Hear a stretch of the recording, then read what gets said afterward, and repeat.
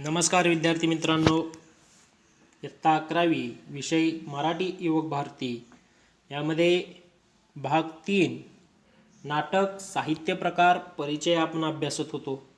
यामध्ये सुरुवातीच्या व्हिडिओमध्ये नाट्य म्हणजे काय व नाटक म्हणजे काय हे आपण अभ्यासलं आहे। आजच्या या व्हिडिओमध्ये आपण नाट्यसंहिता म्हणजे काय, नाट्यसंहितेचे स्वरूप काय आहे आणि नाटक या साहित्य प्रकाराचे वेगळेपण काय आहे हे आज आपण अभ्यासणार आहोत। नाटक साहित्य प्रकार परिचय, नाट्यसंहितेचे स्वरूप पाहूया। नाटकात महत्त्वाची असते ती संहिता। नाट्यसंहिता जितकी परिपूर्ण दर्जेदार तितकेच नाटकाचे यश हे खात्रीलायक। मग नाट्यसंहिता म्हणजे काय सांगता येईल, तर नाट्यसंहिता म्हणजेच नाट्य जे आहे त्या नाट्याचं लेखन जे असतं त्याला नाट्यसंहिता असे म्हणतात। इंग्रजीमध्ये सांगायचं तर नाटकाची स्क्रिप्ट त्यालाच नाट्यलेखन असे देखील म्हणतो किंवा नाट्यसंहिता असे देखील म्हणतात। आणि ही नाट्यसंहिता जितकी परिपूर्ण दर्जेदार तितकेच नाटकाचे यश हे खात्रीलायक असतं। मग ही नाट्यसंहिता दर्जेदार याचं एक उत्तम उदाहरण जर घ्यायचं म्हटलं तर नटसम्राट या नाटकातील जे काही संवाद आहेत ते संवाद हे इतके परिपूर्ण आणि दर्जेदार आहेत। त्यातला एक संवाद आपण पाहूया। उदाहरणार्थ, to be or not to be that is the question. जगावं की मरावं हा एकच सवाल आहे। या दुनियेच्या उकिरड्यावर खरकट्या पत्रावळीचा तुकडा होऊन जगावं, बेशरम लाचार आनंदानं, का फेकून द्यावं या देहाचं लक्तर मृत्यूच्या काळाशार डोहामध्ये आणि करावा शेवट सर्वांचा एकाच प्रहाराने, माझा तुझा आणि त्याचाही।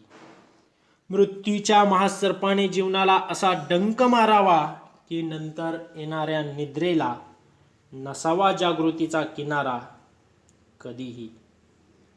पण मग त्या निद्रेलाही पुन्हा स्वप्न पडू लागलं तर इथेच मेघ आहे।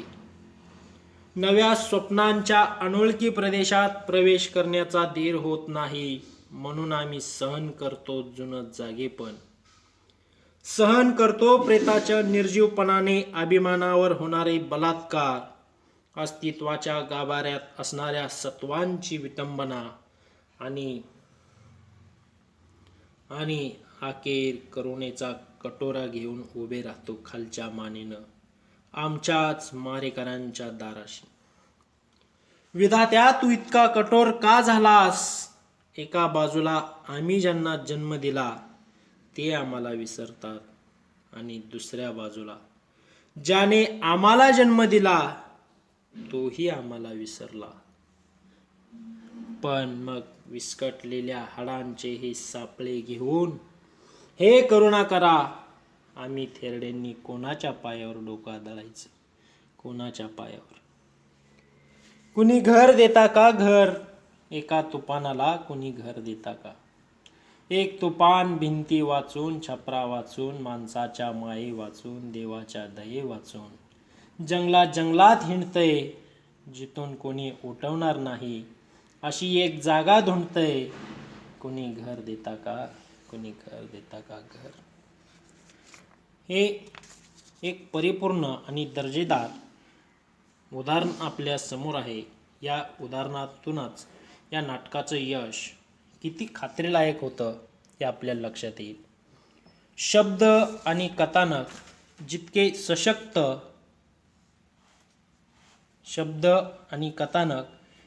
सशक्त तितके नाटक हे उंचीवर जाणार। मग एक कथानक म्हणजे काय, तर कथेत अनेक घटना असतात। लेखक या घटना विशिष्ट क्रमाने रचत असतो आणि या रचनेतूनच पात्रांच्या कृती, त्यांची स्वभाव वैशिष्ट्ये, भोवतालचे सामाजिक वातावरण, परस्पर संबंधातून निर्माण होणारे संघर्ष हे सर्व घटक उलगडत जातात. कथेच्या भावविश्वासहित पात्रांच्या कृतीतून निर्माण होणाऱ्या या घटनांची मालिका म्हणजेच हे कथानक असतं. आणि कथाबीज घेऊन नाटककार त्याभोवती घटना व पात्र यांची गुंफण करतो. मग कथाबीज म्हणजे काय सांगता येईल, तर कथा म्हणजे अनेक घटनांची मालिका असते. अनेक त्यामध्ये घटना असतात, प्रसंग असतात.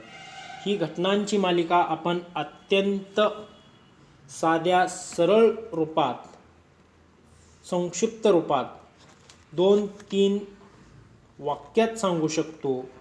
ही कथेची मूळ घटना म्हणजेच कथेतील मूळ घटना किंवा मूळ संकल्पना यालाच कथाबीज असे म्हणतो. आणि हे कथाबीज प्रामुख्याने पात्र म्हणजेच व्यक्तिरेखा यांची गुंफण करतो आणि ही गुंफण नाटक रंगतदार करतात.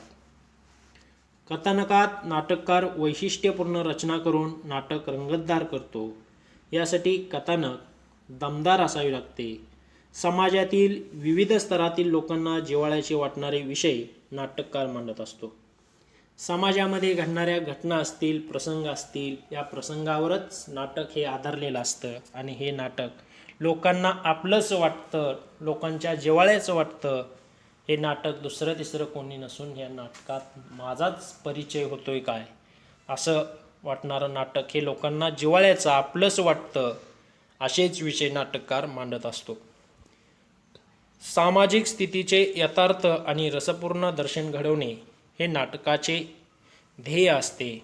समाजातील स्थितीचं, समाजातील वास्तवाचं चित्रण दाखवणं आणि हे चित्रण रसपूर्ण दाखवणं म्हणजेच हेच नाटकाचं ध्येय असतं. याचं उत्तम उदाहरण आपण मागाशी पाहिलं, नटसम्राट हे नाटक सामाजिक अंगाने देखील पाहता येईल आणि कौटुंबिक नाटक म्हणून देखील त्याकडे पाहता येईल. अशा स्थितीचं दर्शन घडवताना माणसाच्या मनोव्यापाराची दखल घेणे क्रमप्राप्त ठरते. माणसाचा मनोव्यापार म्हणजेच माणसाच्या मनातील भावभावना, सुखदुःख, माणसाचं मन याची दखल घेणं हे उचित ठरतं. पात्रांच्या मनोव्यापाराच्या दर्शनासाठी नाटकातील स्वगताचा परिणामकारकपणे वापर केला जातो. त्यामुळे नाटकातील कथानकाला साजेशी पात्ररचना नाटककाराला करावी लागते. यामध्ये प्रामुख्याने स्वगत असतात. स्वगत म्हणजेच माणसाच्या मनात चाललेला संवाद, हा जो संवाद असतो, माणसाच्या मनातला जो संवाद असतो त्याला स्वगत असे म्हणतात. त्यामुळे या स्वगतामुळेच जे स्वगत असतात, या स्वगताला, या कथानकाला साजेशी पात्ररचना नाटककाराला करावी लागते. ज्यावेळेस नाटककार एखादं नाटक लिहितो, ते नाटक लिहिल्यानंतर त्या नाटकातील असणारी नाट्यसंहिता असेल, त्या नाटकातील काही पात्र असतील, त्या पात्रानुसार पात्रांची रचना ही नाटककाराला करावी लागते. आणि नाटकातील पात्रांचे असे शाब्दिक चित्रण करणे की ज्यामुळे नाटकाचा तोल सांभाळला जाईल, ही जबाबदारी ही नाटककाराला पार पाडावी लागते. कथानकातील आशयात संघर्षाशिवाय रंगत येत नाही. नाटक म्हटलं तर नाटकामध्ये संघर्ष हा हवाच. या संघर्षाशिवाय नाटक रंगत नाही. मग हे संघर्ष कसे निर्माण होतात, तर परस्पर विरोधी स्वभावातून, कृतीतून, भावभावनांच्या तणावातून हे संघर्ष निर्माण होत असतात. माणसाच्या स्वभावातून, माणसाच्या या प्रवृत्तीतून, कृतीतून, भावभावनांच्या या तणावातून संघर्ष निर्माण होतो. आणि या संघर्षातूनच नाटक हे रंगत जातं. भूमिकांच्या परस्पर नात्यातील संघर्ष, भूमिका व परिस्थिती यातील संघर्ष यामुळे नाटक परिणामकारकपणे वाटते. मग आपण नटसम्राट हे नाटक जर पाहिलं तर त्यामध्ये असणारा कौटुंबिक वाद, संघर्ष हे आपण पाहिलं आहे. नाटकातील सर्वात महत्त्वाचा घटक म्हणजे संवाद. मग हे संवाद कसे असतात? नाटकामध्ये जे संवाद असतात ते खटकेबाज असतात, चुरचुरीत असतात, नर्मविनोदी असतात, म्हणजेच विनोद करणारे असतात आणि संवाद नाटकाची रंगत वाढवतात. अशी ही संवाद नाटकाची रंगत वाढवतात, नाटकामध्ये उत्साह निर्माण करतात.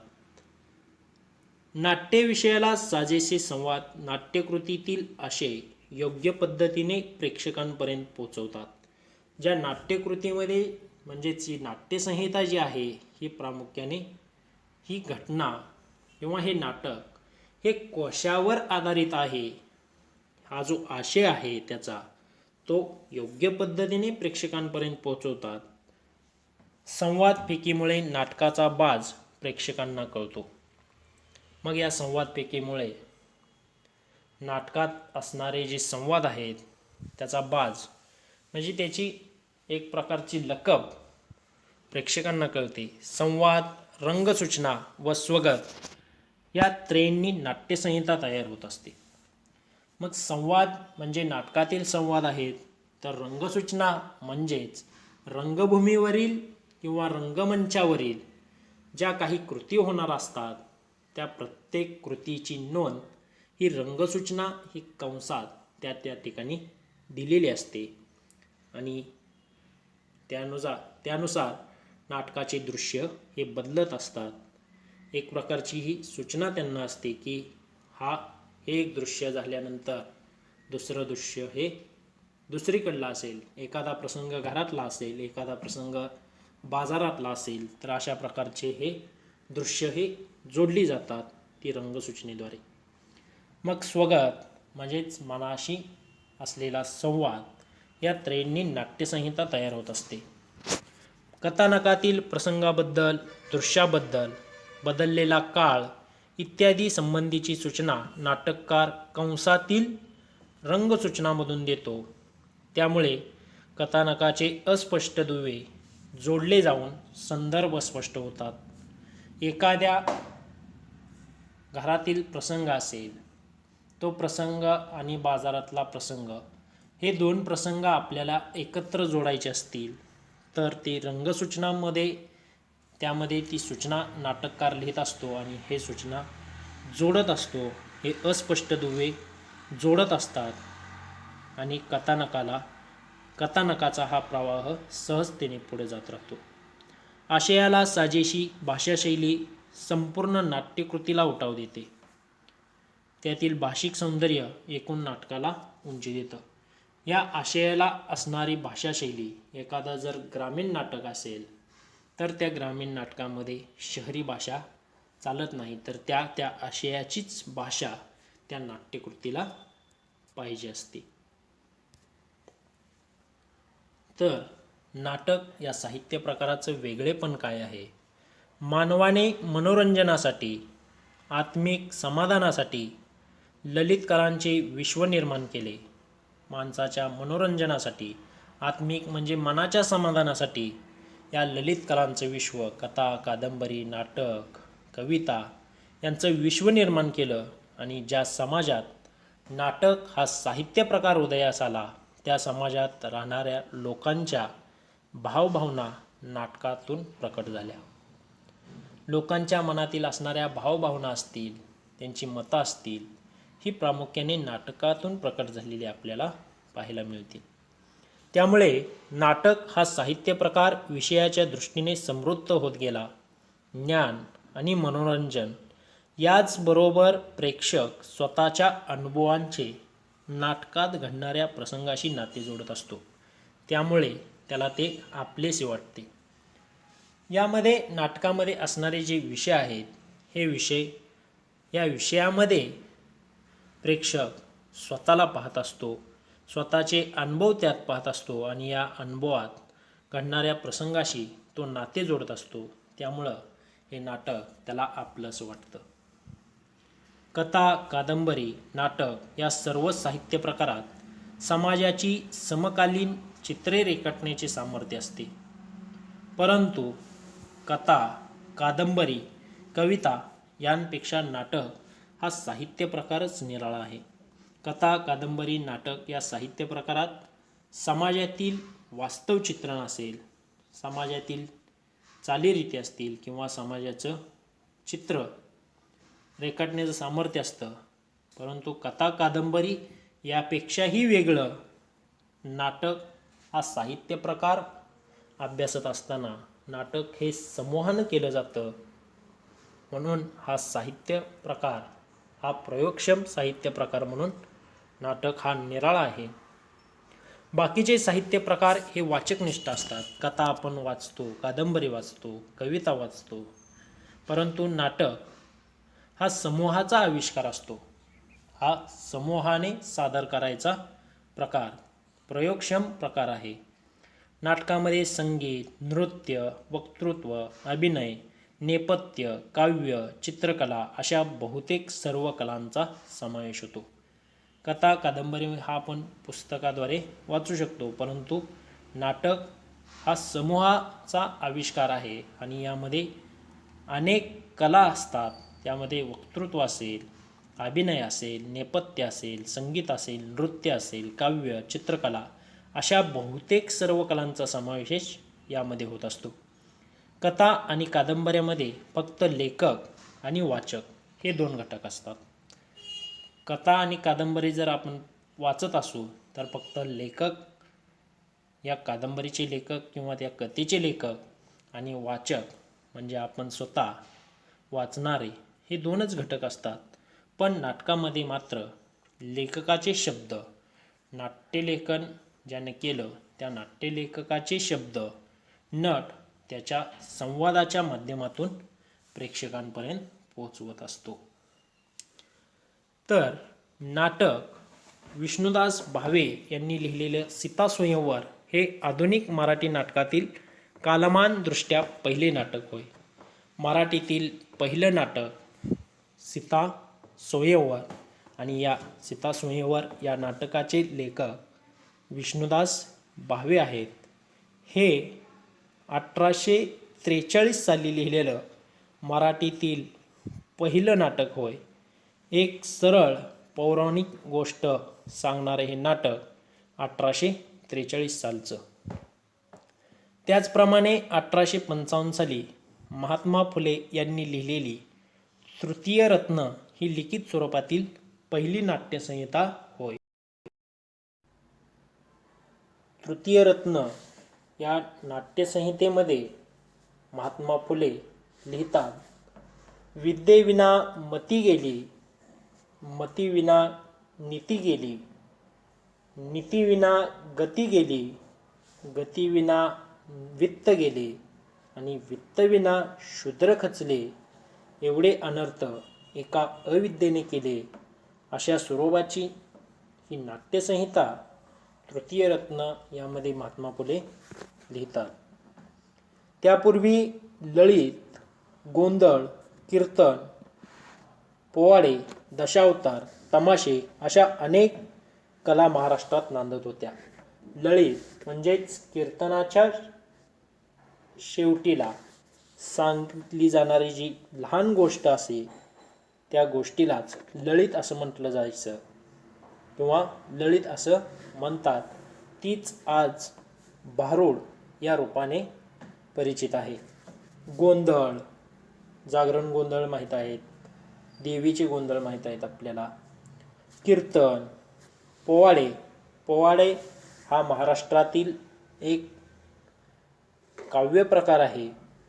दशावतार, विष्णूचे 10 अवतार, या 10 अवतारांची जी गोष्ट सांगितली जाते त्याला दशावतार असे म्हणतात. तमाशे, तमाशे आपल्याला माहीत आहेत.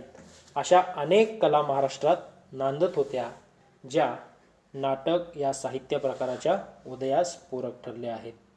धन्यवाद.